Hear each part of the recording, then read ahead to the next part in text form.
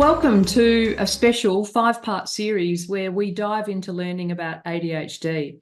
I'm joined by 5 successful female leaders who all have diagnosed ADHD. I'm deeply curious to understand their stories and to learn both how they've learned to thrive in a neurotypical world and how as leaders we can keep building cultures where everyone belongs and reaches their highest potential.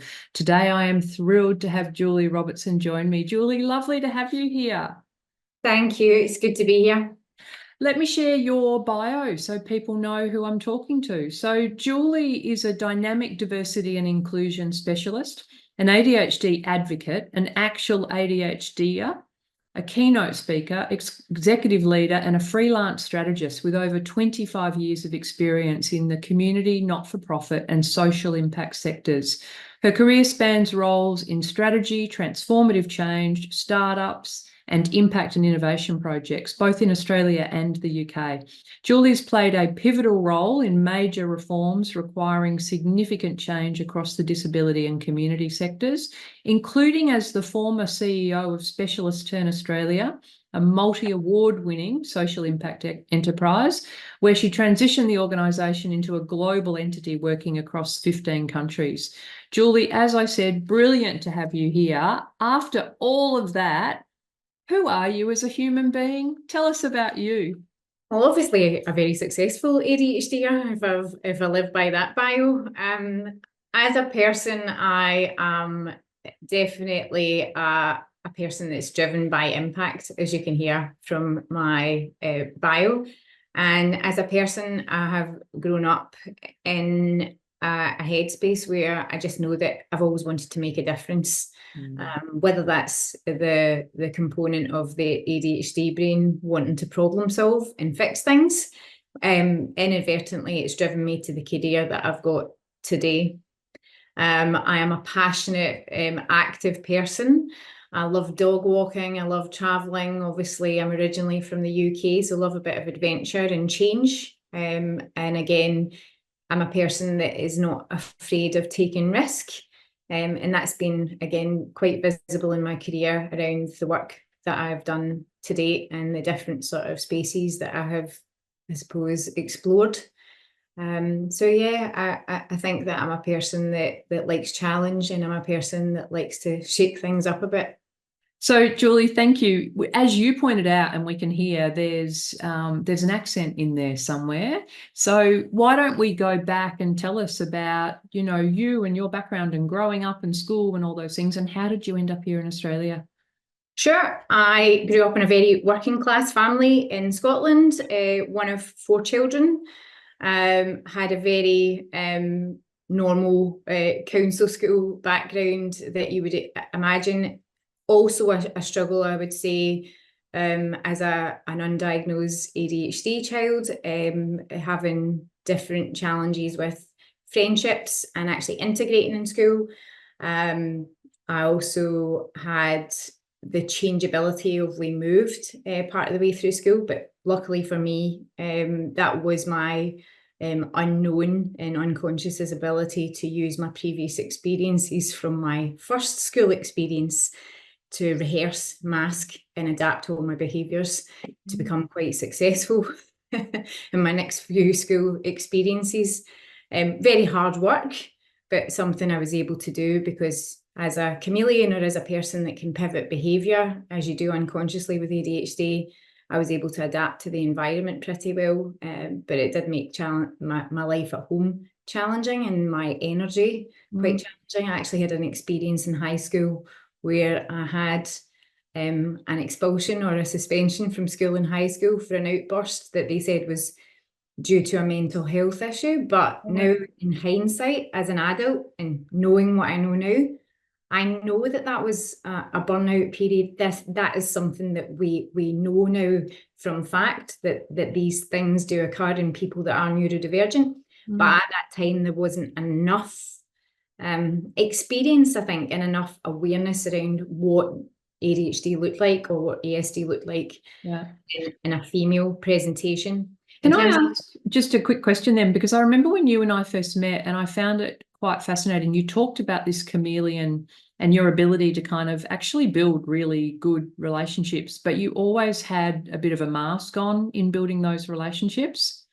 Yeah, it's funny, even my good friends from school now, one of my really good friends from school actually said to me as an adult, I wish we had been better friends, because you were always on the peripheral. She said you actually like sort of skirted along every group, jumping in and jumping out and fitting into all different types of activities, but never giving enough of yourself or never putting enough of your cards out to let people actually know who you were. And I was like, I actually think that was a self sort of preservation mechanism, that actually being able to jump in and out of groups, meet people and engage people and learn about people was my way of actually integrating with groups, but keeping enough of myself back so that people didn't actually see the default mechanisms that were sitting behind. And it's actually only my really good friends that I've stayed in touch with that have said now that it's obviously, now as an adult, you're like, that was very obvious in ADHD behaviour and a sort of self-defence mechanism. Interesting. So from school then, where did that kind of take you? What were your interests? What were you following? Oh, in school, I always had a passion for the underdog, and I was very creative and artistic. And originally I had wanted to go to art school, but because I had working class parents who wanted the best for me, I obviously had to sort of go with their sort of flow of, if you want to take on post-school education and go into tertiary environment, pick a career that's going to take you somewhere. It was those old school baby boomer parents that didn't believe that a creative career would be a successful career. Yes. I originally intended to study law. And then actually I had come out to Australia because my older sibling was here and had gone to Australia when I was quite young. I was curious and decided to do a year out in Australia. And while I was out in Australia, she introduced me to her friend's son, who she originally introduced me to as being someone the same age as me and who she wanted me to meet. And when I met Ben, he actually was classically autistic. He had no communication. He was non-verbal completely, like I said, no communication. He maybe had gestures and things like that, but he was really unusual and really someone that I hadn't come across before. And yet he fascinated me. So through the course of that year traveling, I ended up doing a lot of work in disability or volunteering. And it drove me to the point of contacting my university and changing my major to psychology. And I ended up studying behavioural psychology and developmental psychology so that I could better understand why we develop in a certain way and why people end up being as they are and behaving or developing the types of behaviours or characteristics that they do. So that fascinated me. And that's sort of been prolific in my career today. So did you then start working in the UK and then, like, or did you stay here, or how did that sort of happen? So I had to return to the UK. I returned to the UK, and when I returned to the UK, sorry, I've got dogs barking in the background. When I returned to the UK, I finished my studies and did placement in the UK. I ended up working for one of the largest peak bodies in autism in the UK, which gave me really good experience. And I stayed in that job until I emigrated to Australia. So I think I was in that job for 3 years. That's another interesting thing about my career. I've had, in my early career, you can see that if you look at my career profile, I've had really changeable or regular stints of quick turnover roles, less than 2 years. Yes. When I look back on my career history, if you look at the jobs that I have spent more time in, or the roles that I've spent more time in, now that I understand, it's generally roles where I have got a passion or a hyper focus that I tend to do better in. I don't do well in the BAU space where I have to do repetitive work, or I don't do well in an area that doesn't drive my passion, or I can't fix something.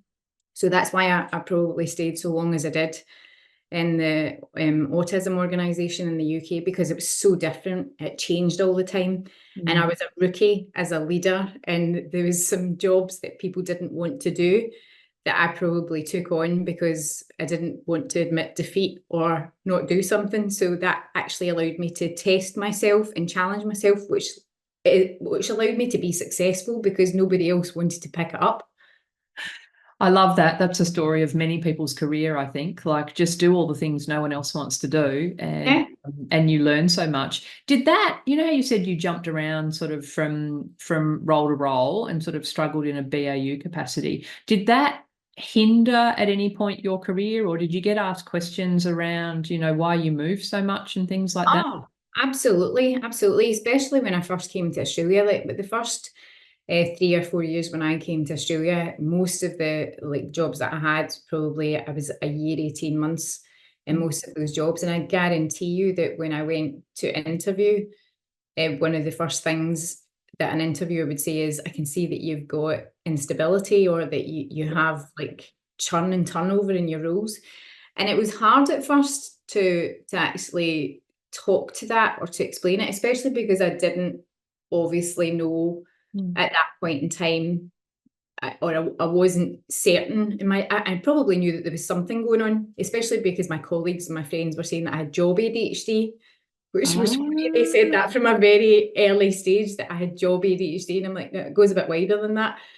But I actually developed a narrative that I could eventually, and I think employers and businesses have gotten better at it now, but I actually developed the narrative of saying, look, my skill set lies in going in to look at something and establish what's going on, to actually identify a problem, set up strategy and fixes, or develop a plan to take it where it needs to go.